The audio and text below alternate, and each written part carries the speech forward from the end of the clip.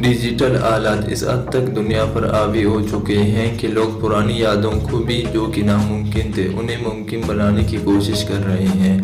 آج ایسی ایک خبر لے کر آئے ہیں کہ اس خبر میں ہم آپ کو بتائیں گے کہ کس طرح مصر کے فرعون دور کے مشہور کرداروں کا خاکہ کھینچا گیا ہے اور یہ انداز لگایا گیا ہے کہ اس وقت ان کے چہرے کیسے ہوں گے۔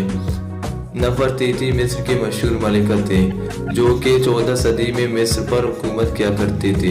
نفرتیتی مصر سمیت کئی ممالک میں طاقتور ملکہ سمجھی جاتے تھے، جبکہ طاقتور ہونے کے ساتھ ساتھ وہ خوبصورتی میں بھی کم نہیں تھے۔ اس تخلیقی خاکے میں نفرتیتی 25 سال کی ہو سکتی ہیں۔ اس خاکے کے مطابق نفرتیتی کی آنکھیں بڑی بڑی، ناک بھی قدرے بڑی اور چہرے بھی خوبصورت دکھائی دے رہا ہے۔ توت عنخ آمن بھی مشہور مصری فرعون گزرے ہیں۔ 1332 سے لے کر 1323 تک مصر پر راج کرنے والے توت عنخ آمن بھی کافی طاقتور فرعون تھے۔ اس تخلیقی تصویر میں بھی ان کی جسامت، ٹیڑھے پاؤں کو دیکھا جا سکتا ہے۔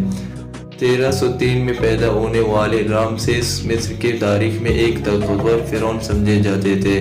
طاقتور ہونے کے ساتھ ساتھ لوگوں کو اپنی طرف متوجہ کرنے کا طریقہ بھی رامسیس کو خوب آتا تھا۔ رامسیس اپنی کامیابیوں، چاہے وہ دفاعی طور پر ہوں پھر مقامی طور پر، دونوں لحاظ سے جانے جاتے تھے۔